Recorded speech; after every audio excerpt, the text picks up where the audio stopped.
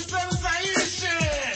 Imagine a TV viajando no tempo pra mostrar o passado. No passado e em todo momento. Imagine a vida, as pessoas e sonhos de outros séculos. Antigos privilégios. 500 anos, o Brasil República na TV. Pra todo mundo ver. Sim, também.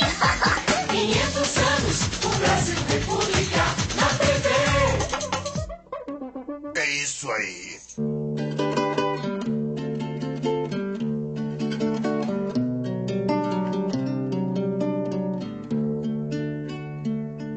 Rio de Janeiro, capital da República, 24 de agosto de 1954. Um tiro no dormitório presidencial do Palácio do Catete paralisa o coração de Getúlio Dornelles Vargas. Multidões vão às ruas chorar seu presidente. A carta-testamento que ele deixa é um dos mais importantes documentos da nossa história recente. Serenamente, dou o primeiro passo no caminho da eternidade. Saio da vida para entrar na história. Realmente, eu podia esperar tudo de Vargas, menos suicídio. Eu gostava tanto dele. Eu não. Foi principalmente um ditador. Mas não posso dizer que estou alegre. Ninguém está. Ele era muito querido. Do pessoal de teatro, então. Meus colegas também devem estar chorando, como eu. Como eu também.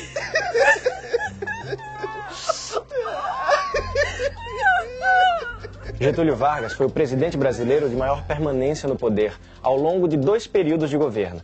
O primeiro de 15 anos e o segundo de aproximadamente 4 anos. Foi, portanto, de quase 19 anos a era desse mito político do Brasil. Sua imagem variou de ditador temido a pai dos pobres e defensor dos trabalhadores. Mas como foi que Vargas tornou-se presidente? Até os anos 30 do século XX, o poder dos cafeicultores é quase absoluto. O café que eles não conseguem vender no exterior, o governo compra com dinheiro público. O povo não sabe, mas o governo deixa apodrecer e joga fora o café guardado nos seus armazéns. Pois o povo devia jogar fora esse governo podre. Só não joga porque é roubado na eleição. Mas tem quem jogue. O que o povo ainda não fez com o voto, os tenentes querem fazer com as armas. Inconformados com o que ganham e com o critério de promoções, tenentes organizam um movimento conhecido como tenentismo. No mesmo período, um novo grupo junta-se aos colegas revoltosos e percorre o país. É a Coluna Prestes, liderada por Luiz Carlos Prestes, conhecido como Cavaleiro da Esperança. Vamos conscientizar o povo sobre a situação brasileira. Ninguém aguenta mais o desemprego e a miséria. O governo não pode continuar sacrificando os humildes e protegendo os poderosos. A Coluna Prestes é perseguida pela polícia e o seu líder pede asilo à Bolívia. Foram 25 mil quilômetros de marcha e vários combates durante 2 anos. Você viu? A Coluna Prestes não mudou o Brasil. E agora? Nem tudo está perdido. Vem aí nova eleição. Igual às outras. É a política do café com leite. Vence o candidato do cafeicultor paulista ou do criador mineiro que o Washington Luiz apoiar. Desta vez não vence. Tem muito governador desgostoso. O Partido da Aliança Liberal prepara uma novidade. O candidato a presidente, apoiado por Washington Luiz e os cafeicultores, é o paulista Júlio Prestes, que não é parente de Luiz Carlos Prestes. O Partido da Aliança Liberal lança o gaúcho Getúlio Vargas para presidente e o paraibano João Pessoa para vice. Júlio Prestes ganha, mas os derrotados alegam fraude e promovem uma revolta armada. Você soube? João Pessoa foi assassinado.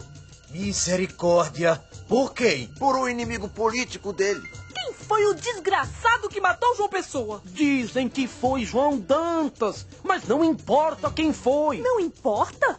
Por quê? Porque o verdadeiro assassino de João Pessoa é o Washington Luiz. Washington Luiz tem que renunciar. Se não renunciar, nós o derrubamos da presidência.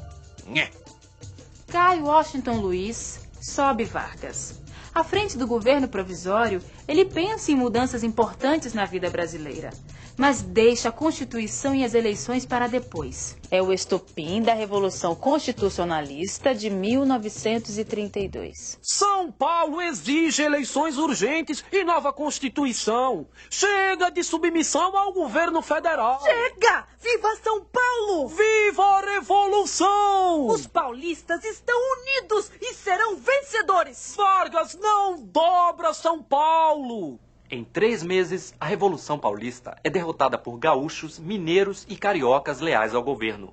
Mas, pressionado pela oposição, Vargas promulga 2 anos depois nova Constituição e torna-se presidente eleito pelo Congresso Nacional. Vitória moral dos paulistas! Da mulher paulista e brasileira que finalmente tem o seu direito de voto reconhecido! Na verdade, São Paulo obrigou Vargas a promulgar essa Constituição. Agora é só esperar 4 anos. A eleição de 38 nos livrará dele! Será? Quem garante que Vargas não inventa um jeito de continuar presidente? Luiz Carlos Prestes, convertido à ideologia marxista, volta clandestinamente da União Soviética, onde vive há 4 anos.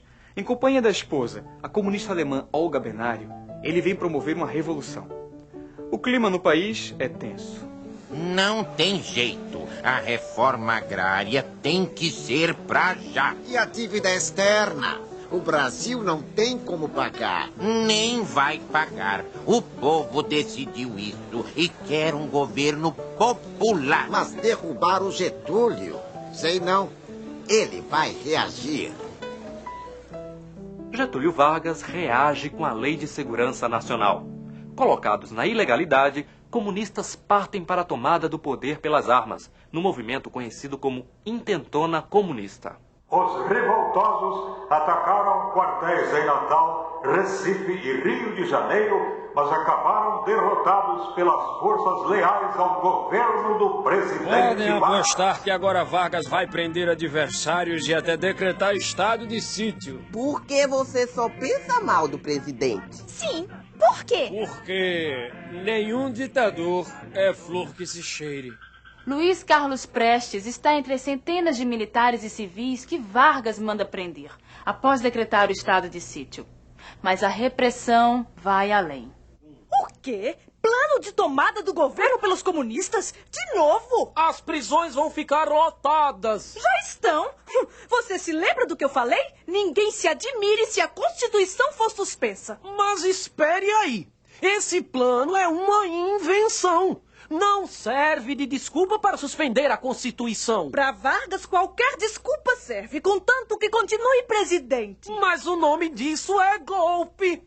Getúlio Vargas fecha o Congresso Nacional e, pelo rádio, anuncia o começo do Estado Novo, regime sem legisladores nem partidos.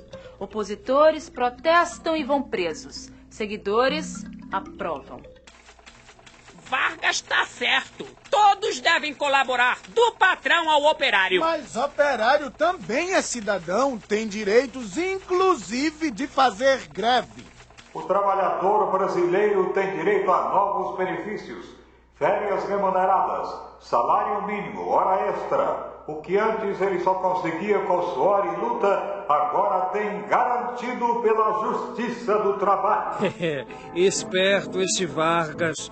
Fez essas leis só para esvaziar a luta dos esquerdistas em favor dos operários. Seja como for, ele faz. Antes dele, a gente só tinha direito de trabalhar, mais nada. Ah, isso é verdade. Em compensação, o que Vargas faz de ruim... O que é que ele faz de ruim? O quê? Continua comprando e queimando café. E agora, deixou o açúcar pela hora da morte. Que culpa ele tem disso? Que culpa? Diga! Criou esse tal de Instituto do Açúcar e do Álcool para favorecer o cineiro. Nunca o açúcar foi tão caro. Trabalhadores do Brasil, eu vos dirijo minha palavra. Sempre pelo rádio, Getúlio Vargas costuma anunciar benefícios sociais e aumentos de salário no Dia do Trabalho. Seu aniversário, dia 19 de abril, é uma festa nacional comparável ao 7 de setembro e ao Natal. Ele valoriza muito o futebol, o cinema, o teatro e a música popular. Trabalhadores do Brasil! Quanto mais eu olho para esta maravilha aqui, mais vontade tenho de me casar com ela. Cantem com ela e sigam meu conselho! O Estado Novo veio para nos orientar. No Brasil não falta nada, mas precisa trabalhar.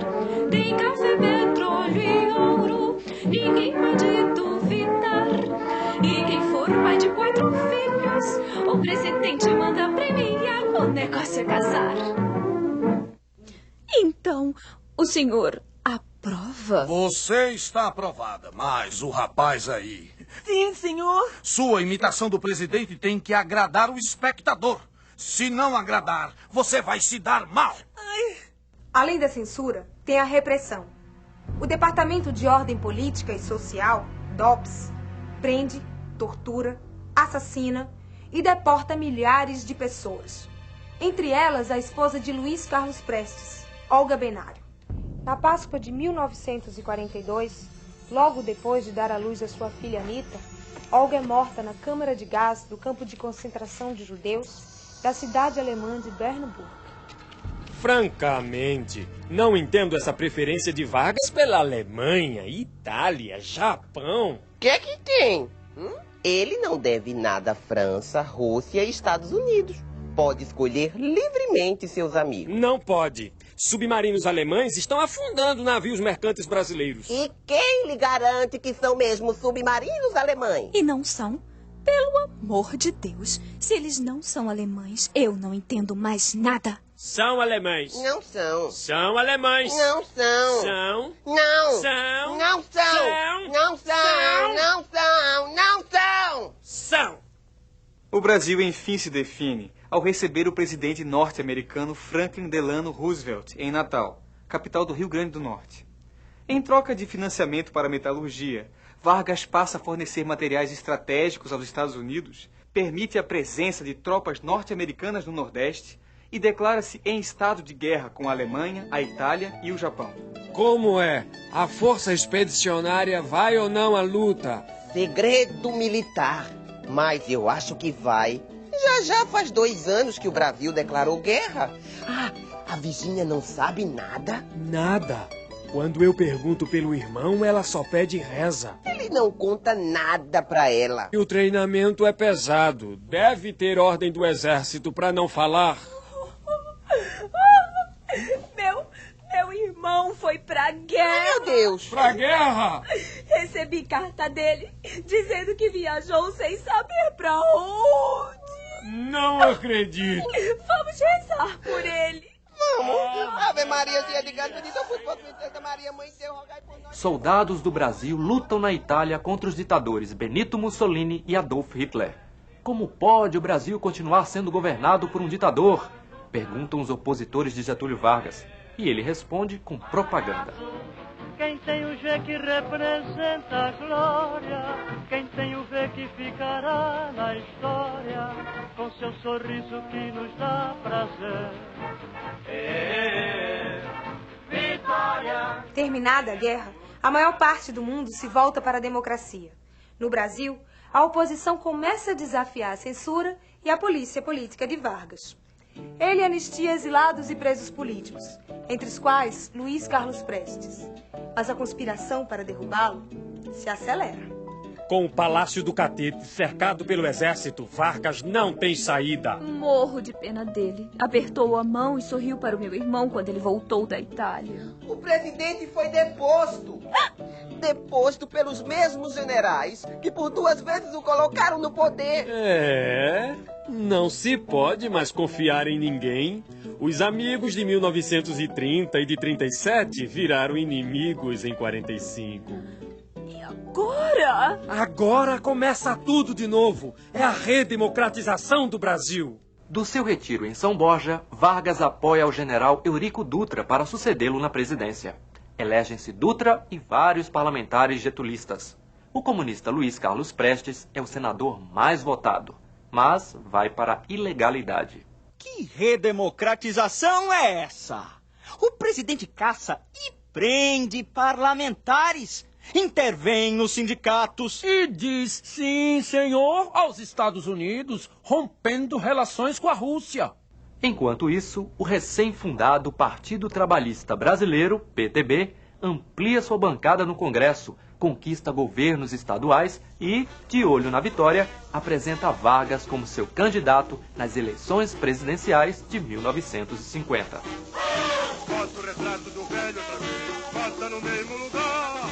Bota o retrato do velho outra vez, Voto nele. Eu também. Todo mundo quer o velhinho de volta. Todo mundo, menos eu. E quem votar nele vai se arrepender. Concorrendo com 2 outros candidatos, Getúlio Vargas obtém quase a metade dos votos válidos e, de novo, assume a presidência. Defende as riquezas do país, agradando aos nacionalistas. Ataca o monopólio do capital estrangeiro, desagradando a elite.